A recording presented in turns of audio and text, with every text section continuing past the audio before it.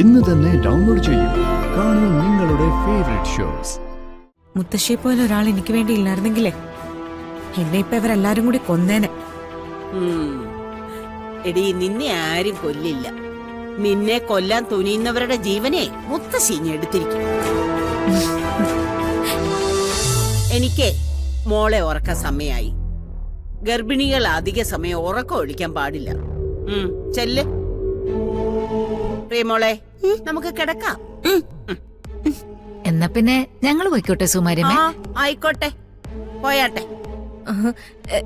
സുകുമാരിയമ്മേ, സത്യം പറഞ്ഞാലേ ഞങ്ങള് ത്രില്ലടിച്ചിരിക്കുക. നാളെ നേരം വിളിക്കുമ്പോ സുകുമാരിയമ്മ എന്ത് പുകിലാ ഉണ്ടാക്കാൻ പോകുന്നേന്ന് ഓർത്തിട്ട്. അപ്പഴേ നാളെ കാണാം. കാണാം.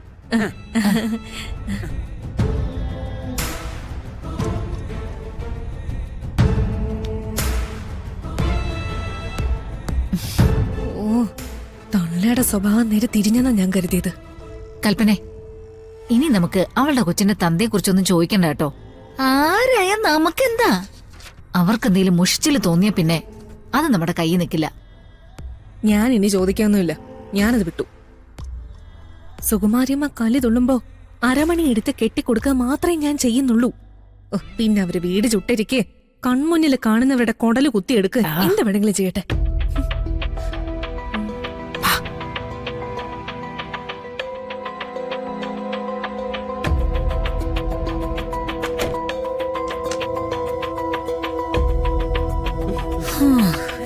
മുത്തശ്ശി, രണ്ടിനെയും സൂക്ഷിക്കണം.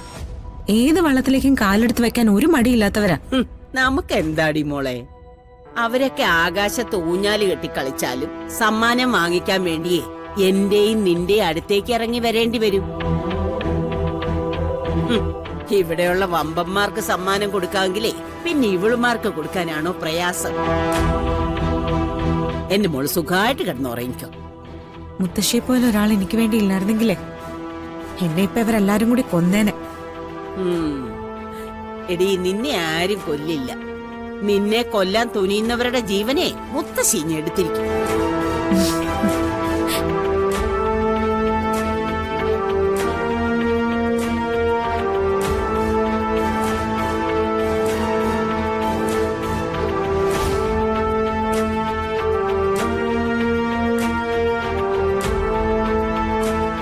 സത്യം പറഞ്ഞാൽ കമ്പനി ആവശ്യങ്ങൾക്ക് വേണ്ടി 1-2 ദിവസം പുറത്തേക്ക് പോകേണ്ടി വന്നാൽ ഇപ്പൊ പേടിയാടോ. തിരിച്ചെത്തുമ്പോഴേക്കും എന്തൊക്കെയാ കുടുംബത്തിൽ സംഭവിക്കാന്ന് അറിയില്ലല്ലോ. എത്ര നാളായി നമ്മുടെ കുടുംബം ആളുകളുടെ മുമ്പിൽ ഇങ്ങനെ അപമാനിക്കപ്പെടാൻ തുടങ്ങിയിട്ട്. സുകുമാരിയമ്മ കയറി വന്ന നിമിഷം മുതല് വിളിച്ചു പറഞ്ഞാലോന്ന് ഞാൻ ആലോചിച്ചതാ. പിന്നെ വേണ്ടാന്ന് വെച്ചു. അവരുടെ സ്വസ്ഥത കൂടെ കളയണ്ടല്ലോ. കുടുംബത്തിലൊരു പ്രശ്നമുണ്ടായാൽ അത് എത്രയും വേഗം പരിഹരിക്കുക എന്നുള്ളതാണ് എന്റെ രീതി. പക്ഷേ ഈ കാര്യത്തിലൊരു പരിഹാരമുണ്ടോ?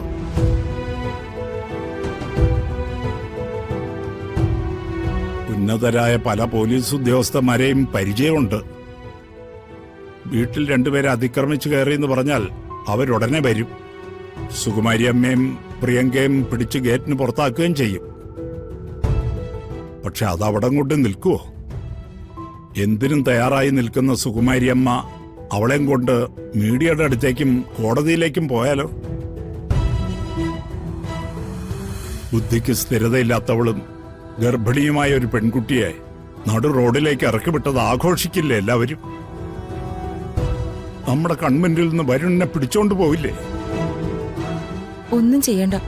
അവന്റെ കാര്യം ഓർക്കുമ്പോ ഇതെങ്ങനെങ്കിലും സഹിച്ചാ മതിന്ന് തോന്നും എനിക്ക്.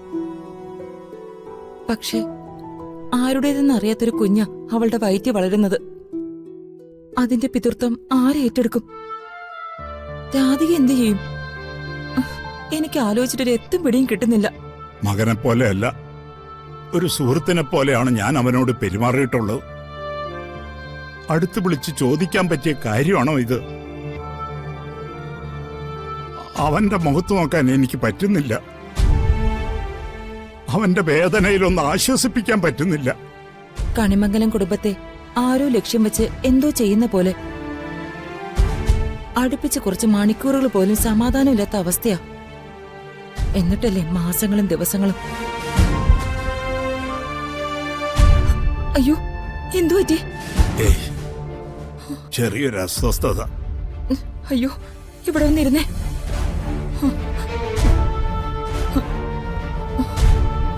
ഞാൻ രാത്രിയിലത്തെ മരുന്ന് കഴിച്ചില്ല.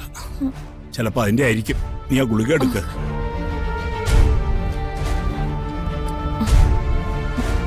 ദാ.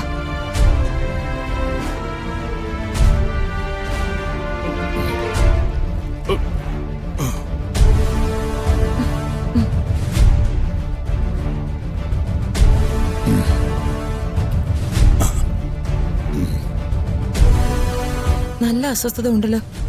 നമുക്ക് പിള്ളേരെ വിളിച്ച് ഹോസ്പിറ്റലിൽ പോവാം. വേണ്ട, കുറച്ചു നേരം നോക്കട്ടെ, എന്നിട്ട് മതി.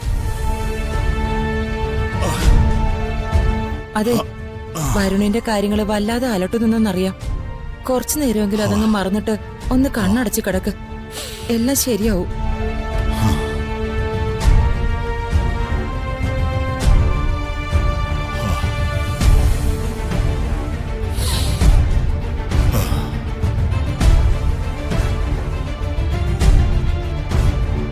താൻ പേടിക്കണ്ടോ, കുറവുണ്ട്.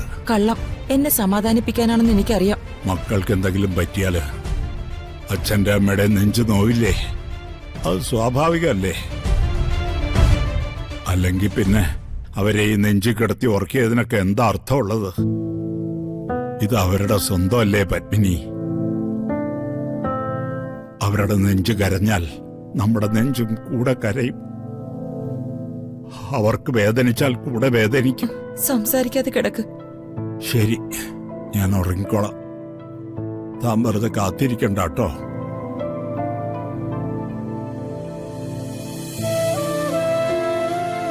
വരുണിന് നേരെ ആരെങ്കിലും ഒരാൾ കല്ലെടുത്തെറിഞ്ഞ അത് ഈ നെഞ്ചിലാ കൊള്ളുന്നെന്ന് എനിക്കറിയാം.